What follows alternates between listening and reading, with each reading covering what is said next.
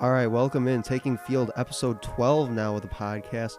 And what I really want to get to with this episode in particular is an article that I saw from CBS Sports on the 2020 NFL team tiers for this upcoming season whenever that gets around to happening. And they break it down into 5 tiers, the top being the Lombardi contenders. They're the best that there is.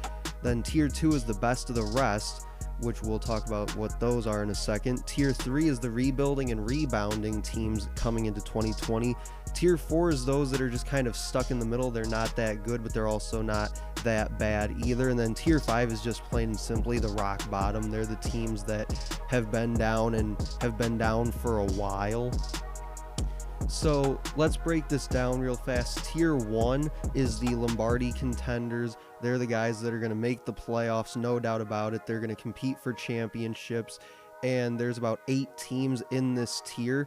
They are the Chiefs, 49ers, Ravens, Saints, the Buccaneers, which I'll talk about in just a few minutes when we break this all down, the Steelers, and the Eagles. Now, the Steelers and the Eagles are there primarily under the assumption that their quarterbacks in Ben Roethlisberger and Carson Wentz stay healthy this season. Then tier 2, we get to the best of the rest from that tier 1 group, the teams that are kind of on the bubble from potentially being tier 1 teams, and that are the Cowboys, the Bills, the Packers, the Titans, the Vikings, the Colts, the Broncos, the LA Chargers, and the Arizona Cardinals. Now, tier 3, as I mentioned, is those teams that are sort of rebuilding and rebounding from maybe a season last year that they'd like to forget. And those teams include the Browns, the Dolphins, the Panthers, and the Las Vegas Raiders. And then you've got those teams that are kind of stuck in the middle, as I mentioned a few minutes ago. They're the teams that are not that bad, but they're also not that great either. They're not really sure what they are at this point. And interestingly enough, the New England Patriots appear in this tier, sort of stuck in the middle, followed by the Detroit Lions, because, you know, the Lions are just consistently living in Bill Belichick's shadow. Then the Atlanta Falcons, the Houston Texans, the Rams, and the Cincinnati Bengals round out that 4th tier. And then finally we hit rock bottom, where the Chicago Bears, the Giants, the Jets, the Washington Redskins, and the Jacksonville Jaguars all reside in the basement of the NFL for the 2020 season. Now, here's some of my takeaways from each tier real quickly. In that first tier, the team that I was most surprised to see is the Tampa Bay Buccaneers, because I think it's a little far-fetched, because you have a 40-something-year-old quarterback in Tom Brady and a tight end who, if you didn't know, just won a WWE championship belt just a few months ago as he was retired from the NFL, and that's Rob Gronkowski.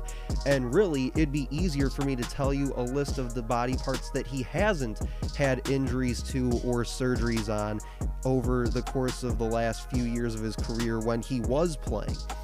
But yes, they do have weapons on offense, such as O.J. Howard, Chris Godwin, Mike Evans, people like that.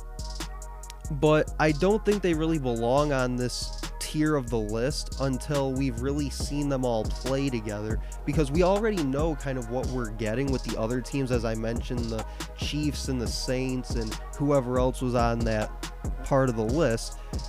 But we don't really know what we're getting with the Buccaneers yet. You know, Tom Brady could get injured at some point during the season. Hopefully he doesn't, obviously, but we don't know. And then in that second tier, obviously the Dallas Cowboys are going to be there. They're going to continue to go 8-8 every season, and everyone will love them for it. They're America's team, but that is why they are in the tier that they are in, because everybody knows that they're not that championship caliber team yet, but they don't want to admit that they've had some underachieving seasons the past few years either.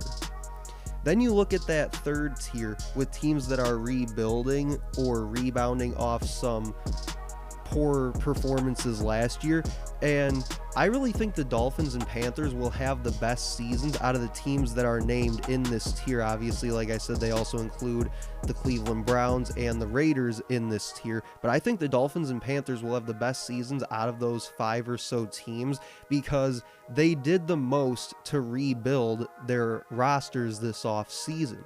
You look at what the Panthers have been able to do the past 2 years, specifically in the draft, rebuilding that defensive line. They go out and get Brian Burns out of Florida State in 2019, and then this year, Matt Rule and company, in their first 2 picks, pulled Derek Brown, the defensive tackle out of Auburn, and Yetur Gross-Matos out of Penn State, the defensive end, with their first 2 picks. And the Panthers will likely utilize a 3-man front for most of the season, so that will likely be your 3-man front of Burns, Gross-Matos, and Derek Brown anchoring the middle. And then going down to that 4th tier, I really think it's interesting that the Patriots fell from tier 1 to tier 4 in just one offseason, mainly by losing Tom Brady, although the article does cite losing a number of their defensive pieces as well. And interestingly enough, I wonder where most of those defensive players went. Oh yeah, they went to the Detroit Lions, who also reside in that 4th tier with the Patriots. But hey, at least they're not in tier 5, right? Which, as most of the fan base would tell you, in their minds they are.